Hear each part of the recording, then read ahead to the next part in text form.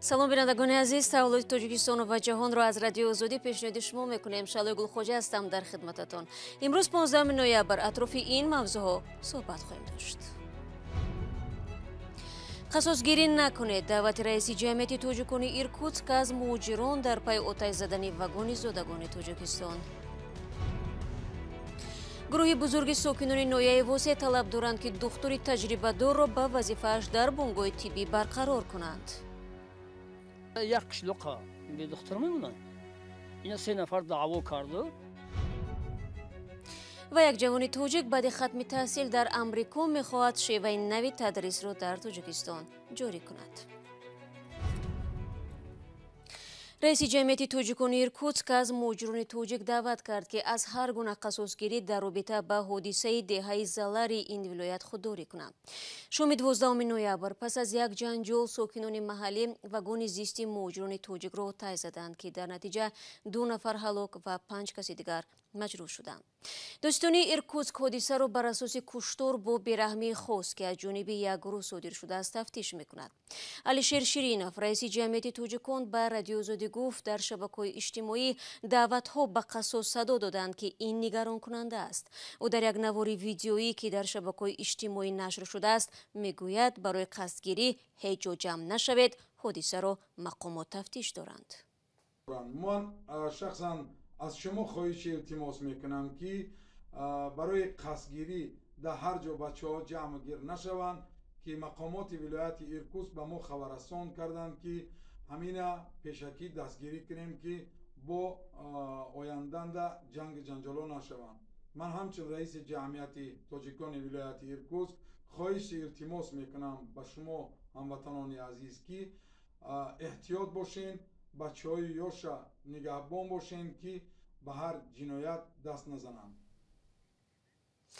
алишер Ширинов дар идома афзуд ки ҳоло чанд нафар аз сокинони маҳаллӣ дар ин робита боздошт шуданд ва мақомоти рус як тоҷикро ҳам бо гумони андохтани низоъ дастгир карданд. дар сафорати Тоҷикистон дар Русия ба радиои Озодӣ гуфтанд ки ҳодисаро пайгирӣ доранд ва аз натиҷааш хабар медиҳанд. رو میارم به موضوعهای دیگر. تصمیم ویران کردن اسطورخانه صدرالدین عینی در دوشنبه باعث آن شد که اتحادیه‌های ادیبان و معماران به عنوان پرزیدنت تاجیکستان مراجعت نمایند. از این پیشتر در نامه به اکادمی ملی علم‌های تاجیکستان شهرداری دوشنبه خواستار تخریب و کوچانیدن نگاره‌های این اسطورخانه شده بود. این خبر در شبکه‌های اجتماعی بحث‌های داغ را به میان آورد. موضوع را برای یوسفی ادامه می‌دهد. اتحادیه نویسندگان تاجیکستان، اتحادیه معماران تاجیکستان، اتحادیه آثارخانه‌های تاجیکستان و بنیاد ادبی به نام عینی با ارسال یک نامه از رئیس جمهور تاجیکستان خواستند که مانع تخریب خانه موزه صدرالدین عینی، بنیادگذار ادبیات معاصر تاجیک در مرکز شهر دوشنبه شود.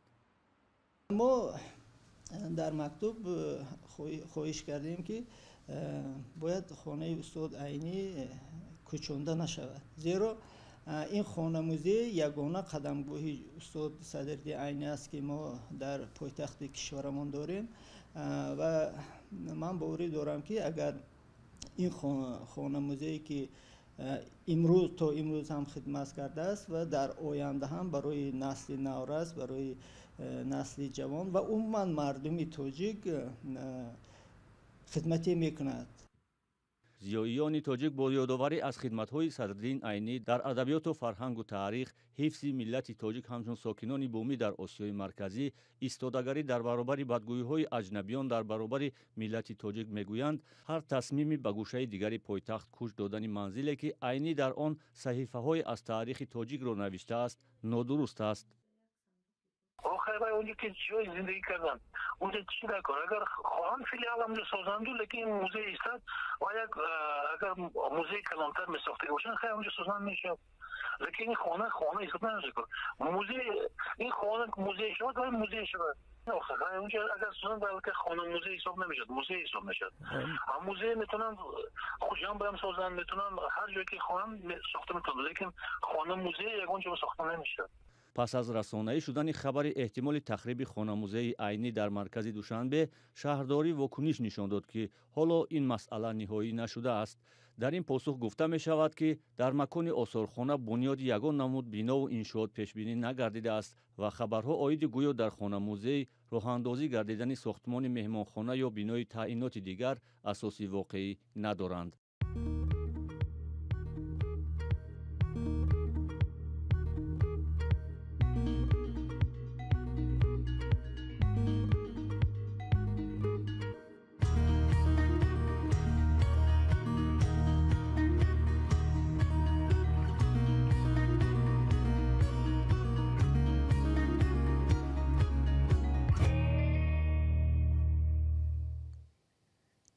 شما برنامه اخباری آزادی را تماشا دارید و می رویم به جنوب تاجیکستان. تعیین شدن آموزگار به وظیفه مدیر بنگاه طبی در ناحیه وسه بحث برانگیز شده است. ساکنان جماعت خدای رجبوف مدیر نو را قبول ندارند. مقامات در نوبت خود تعیینات را درست می شمارند. همکار ما محمود جان رحمتزاده که میخواست این موضوع را انعکاس کند مورد حمله چند نفر قرار گرفت. ساکنان دهه امام تعریفی جماعت خدای رجبوفی ناحیه وسه هر روز با نشان اعتراض در نزد بنگاه طبی جمع می شوند. آنها طلب می کنند مدیر بنگاه طبی در مقامش برقرار کرده شود. ما مراجعت اول با حکومت جمهوری تاجیکستان و بعد وزارت تندرستی ما احترامانه خواهش میکنم که مثال کی را موندن نموندن در جای امی غیاث زیندین کدام معلمی را موندن شهیدوی یعقوب ما چی گفتنیم معلم او معلم ما را درس داگیه یگان 10 سال یا 12 سال پیش در همین محله ما 3 ماه دختری محله کار کردیم. حالا بنگاه طبی بسته است و ساکنان میگویند 2 ماه باز از خدمت طبی محرومند. برخی از نیازمندان به خانه طبیبی برکنار شده میروند. فقط میرم محکمه دکترا میگن که دکترا همین چه غلط بره باید کل پوش کنه. مدیر اکنون سابق بنگاه طبی زیندین غیاث وضعیت رو این گونه شرح می‌دهد. اومدن مجبورم مرا از کار گویا که قطعی 3 کارگری که سابقه کاری تا 30 ساله داشتن از کار همینجا راندن مجبورن خودشون آوردن یک معلم موندن. مقامات اجرایی گفتند که دکتر دهه با شکایت ساکنان برکنار کرده شده است. برای 3 نفر شده یک قشلاق به دختر میمونن. اینا 3 نفر دعوا کرده یک قشلاق 186 190 خوجگی 1452 اهالیه. تعیین شدن یک آموزگار را به وظیفه مدیر بنگاه طبی رهبر کمک اولیه طبی سانیتری ناحیه وسه درست می‌شمارد. او دیپلمی میونه طبی داره. شما درست میگه نه که در یک مخونده آماده دکترش نمیتونه وای نه که تخصصی داره دیپلم داره او به دیپلم نیست. مدیر نو آموزگار زبان انگلیسی یعقوب شهیدویف تعیین شدن خود را درست می‌پندارد. دو تا معلومات داریم. معلومات هم طبی داریم و هم آموزگاری. مو مدیر پیشتر این چقدر کار خوب بوده است. ما مردم دهه خواستند که ما معلومی را بس کنیم و اما ساکنان برعکس گفته‌های یعقوب شهیدویف را میگویند. با گفته آنها او را به این وظیفه با نامه به وزارت تندرستی برادرش شریف شهیدویف پیشبری کرده است. جنجال مسئولین طبی منطقه را به این دهه کشانده است. بنابر نتیجه سنجش آنها 57 نفر برقرار کردن مدیر پیشین را طلب دارند. ما اومدن یا مجلس کردن رفتن دیگه هیچ چاره ندیدن یا بازور اومدن همینجا چون کار کردن گرفتن دیگه کسالی را خبر نمیگیرن. هنگام این صحبت ها افراد طرفدار مدیر نو به خبرنگار رادیوی آزادی حمله کردند. این نفر هم با یعقوب شهیدویف به نزد ما آمده است. میخواهد با زور مانع کاری ما شود. یک روز پیش هم در نزد بنگاه طبی طرفداران مدیر نو با تهدید لطف‌ها میخواستند مانع کاری ما شوند. این حالت بار اول نیست که مسئولین در وسه با زورگویی میخواهند به خبرنگاران مانع ایجاد کنند. این هم محمد عیسی قربانوف مدیر شعبه معنویات است که مانع کاری ما میشود. اما رئیس ناحیه وسه گفته بود که کسی حق ندارد با خبرنگاران چنین رفتار کند. намояндаҳои васоити ахбори уммае ки дар ҳудуди ноҳия мераванд якумш ки дар има кушодагии касе бия ма қабул мекунем. шоҳидони воқеаҳои ахир мегӯянд борҳост мақомот мехоҳад бо зӯроварӣ ҳукми худро гузаронанд. ин раванд ҳамчун раванди зӯроварӣ бо хабарнигоронро низ роиҷ кардааст то аз воқеиятҳо хабар надиҳанд. маҳмудҷон раҳматзода, озодӣ, ноҳияи восеъ.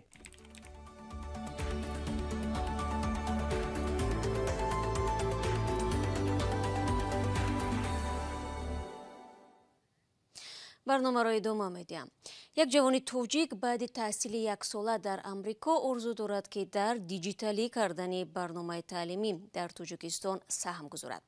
ба мисли қаҳрамони гузориши Молораҷаб Юсуфӣ ва Нигораи Фазлиддин дар 30 соли гузашта садҳо нафар аз хатмкунандаҳои барномаи амрикоӣ кӯшиш карданд донишҳои худро дар ватан татбиқ кунанд.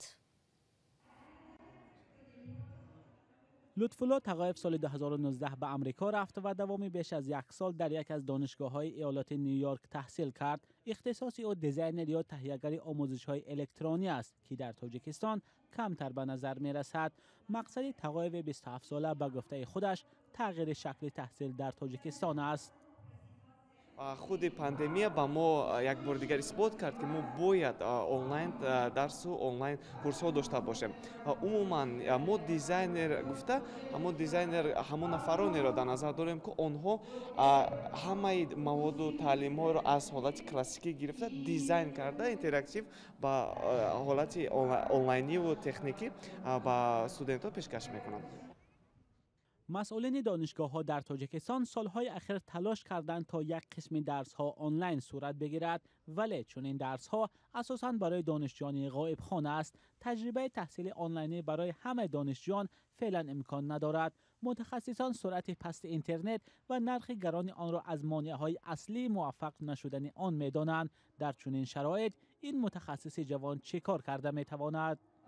мо умуман ин хел платформаро ба ҳамаи он нафароне ки мехоҳанд дарсҳои худро дарсҳои онлайн гузаронанд, ҳам бизнес, ҳам журналистика, ҳам диҷитал дизайн, яъне фотошопу сохтани видеоуроко. чигуна кӯмак? мо чӣ кор мекунем? Аввал куррикулум менависем, яъне план месозем, чӣ хел бояд дарс онлайн гузаронда шавад. видеоҳое ки мо соз мекунем интерактивӣ мебошад ва студентро маҷбур мекунад ки то охир хонад. در اینجا ختم کردگان برنامه‌های سفارت آمریکا به مثل لطفالله تقایف جمع شدند تا از موفقیت‌هایشان در تاجیکستان بگویند. مسئولین سفارت گفتند امروز بیش از 3400 نفر از ختم کردگان برنامه‌های آنها در رشد تاجیکستان سهم می‌گذارند.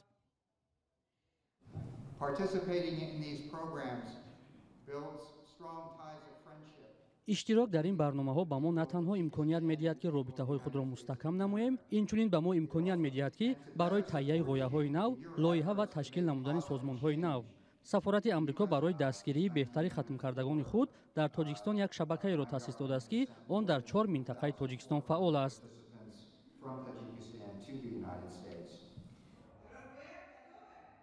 لطفالله به مثل ده‌ها جوان نوآور تاجیک نقشه‌های زیاد دارد و می‌خواهد دانش‌های در آمریکا آموخته‌اش را به دیگران آموزاند، هرچند راه چنین کسان آسان نمی‌تابد. مولارجب یوسفی، نگاره فضل‌الدین، آزادی دوشنبه. طبق گزارش‌ها دادستان یا پروکرور نویای دروازه بختیار حقنظرزاده بر اثر سوختار در منزلش جان باخته است.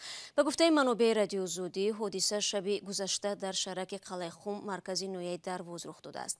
تفصیلات تاکنون در دست نیست و مقامات هم تا به حال حادثه را به طور رسمی توضیح ندادند. هنوز معلوم نیست که بختیار حقنظرزاده در چه شرایطی فوتیده است. منابع در دروازه گفتند تفتیش شروع شده است. بختیار حقنظرزاده تقریبا 5 سال باز پروکرور یا دادستان نویای دروازه ولایت مختار کوهستانی بدخشان بود. بینندگان عزیز، فرصتی برنامه اخباری آزادی اینجا به پایان میرسد. تشکر که با ما بودید. خبرگزاری‌های دیگر چون همیشه در سامانه رادیو آزادی زیر نشانی www.azadi.org گذاشته میشود. یادتان نرود از آنکه فردا شما را در برنامه سرخط رویدادها منتظر خواهم بود. خود را احتیاط کنید و خدا نگهدار.